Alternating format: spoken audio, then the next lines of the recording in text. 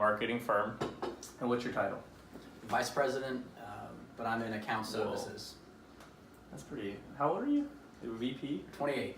20-year-old VP of account services, I guess. Yeah. What does that mean? So, account services, we are the primary contact between agency and client.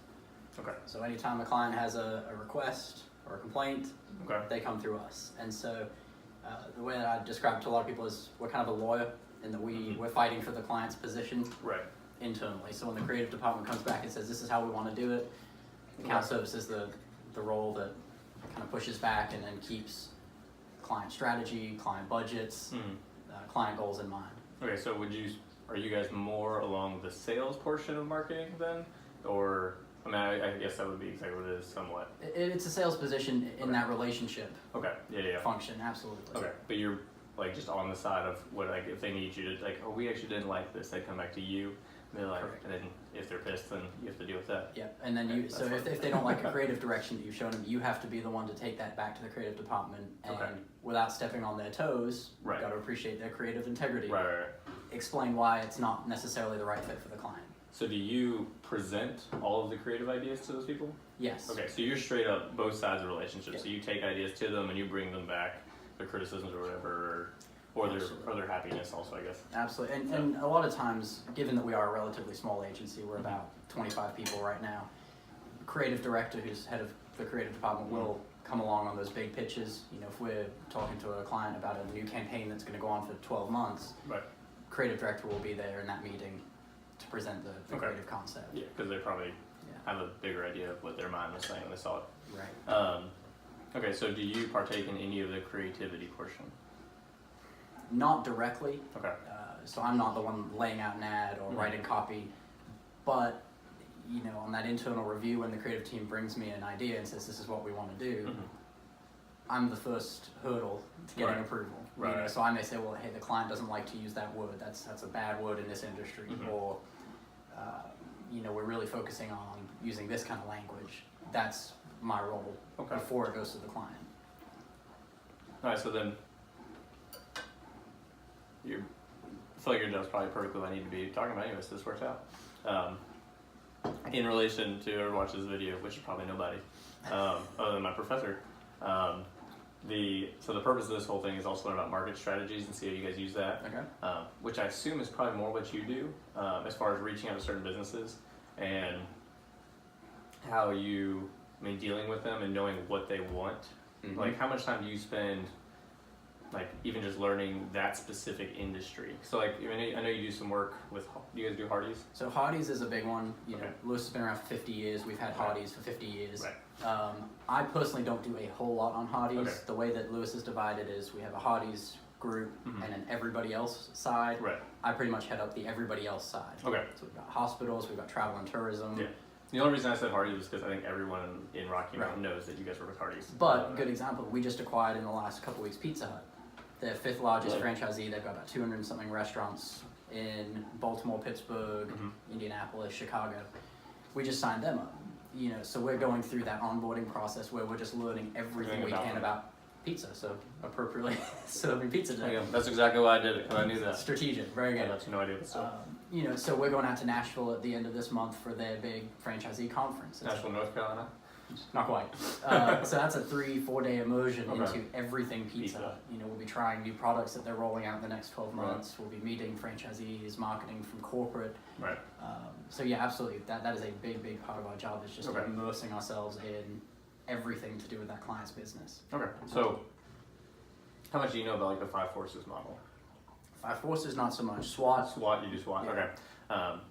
So for those two, well, obviously then you use SWOT. How do you feel like you utilize that well with, like, something like this, like onboarding a new business, or even just convincing a new business to onboard with you? Sure. So SWOT for a new client like Pizza Hut, for example, that is, we wouldn't sit down and do a formal SWOT analysis. That would be done kind of through our discussions with them. We would keep those kind of 4 main areas in mind. You know, what are your strengths, what are your weaknesses, what are the opportunities, and that would all be gathered up front.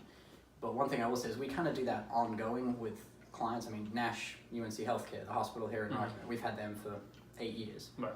and we kind of are on constantly doing that analysis. You know, Wilson is unveiling a new women's center.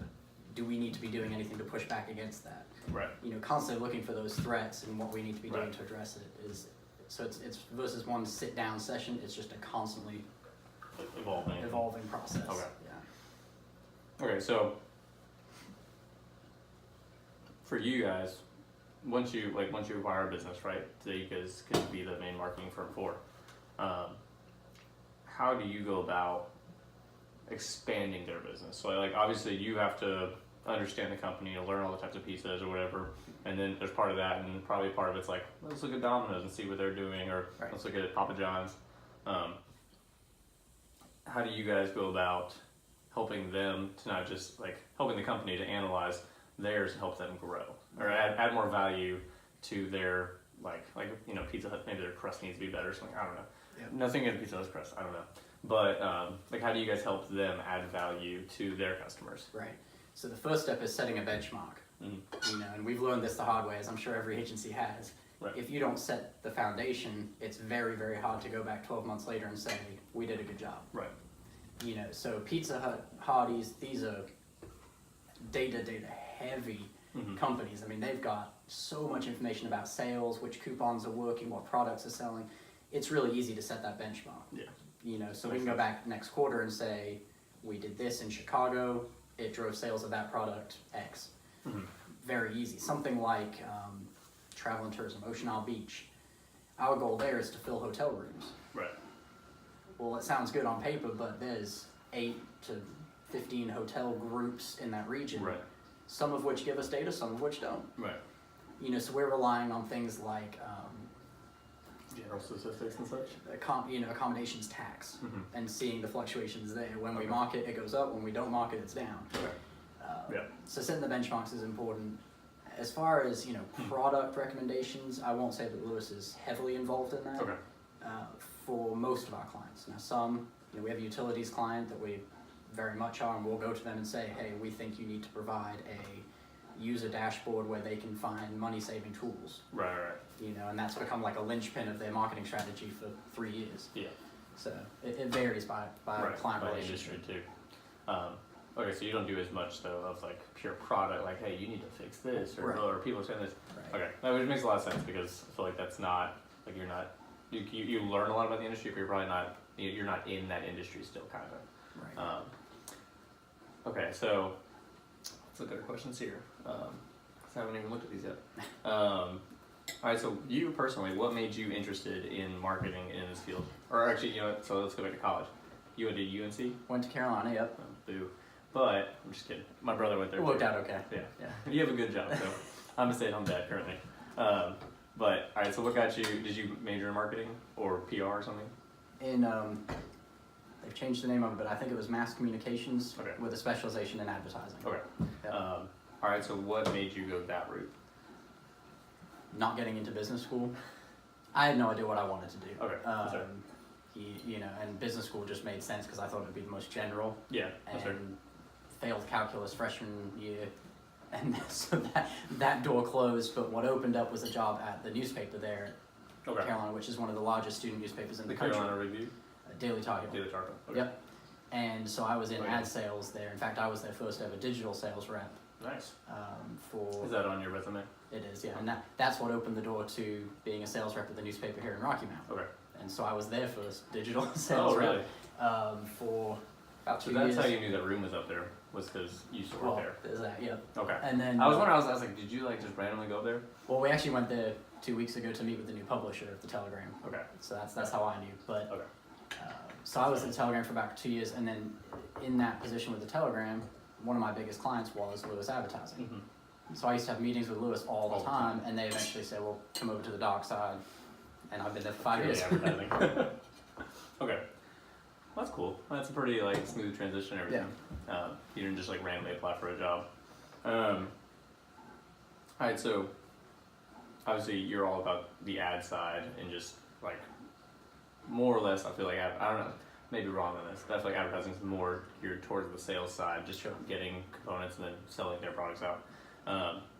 What do you think the importance of just purely advertising goes. So like when I was in college, we did simulations, and it was always like the more you advertise, probably the more the better you're gonna do. Yep.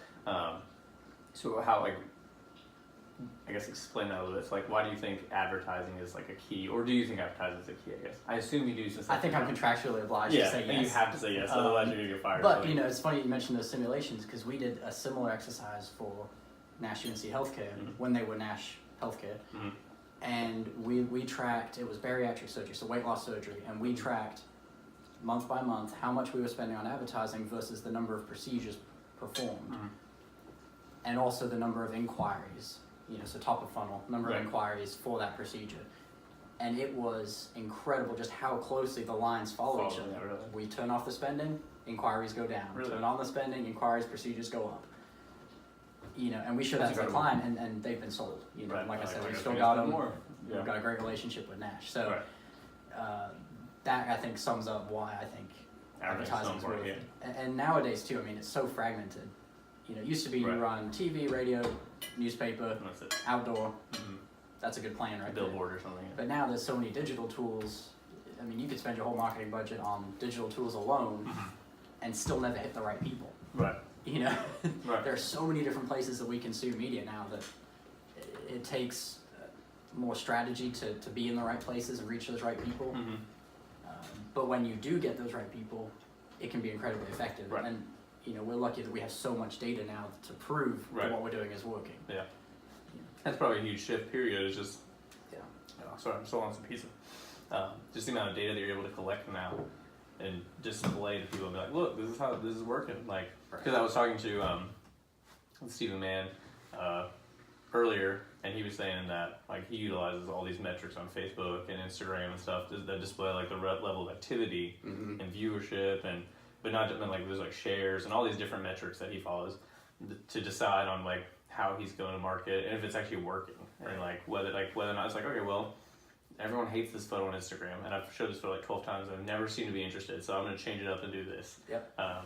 Which is a very basic example, but like your metrics there with the advertising flowing with the amount of inquiries and surgeries, I'm sure, or procedures, I don't know all about how that even works. Yeah, I'm not in the hospital industry, but okay, so what form of advertising have you seen a shift in? I mean, so like social media or just like electronic advertising in general, it's probably boomed in the last like 10, 15 years. What do you see, or do you think is probably the most effective? And obviously it varies. Obviously it varies per industry, but. All right, I'll see this. Which one do you enjoy the most? Let's just ask enjoy? That. Yeah, do you enjoy any of them? The one I enjoy the most is some of the digital. Okay. You know, so take display, which you have banner ads. You go to any website nowadays, you see a banner. Right. The technology available behind that is one of those things that kind of gets me excited. You know, it's what I drive home for an hour to Greenville thinking about. You know, this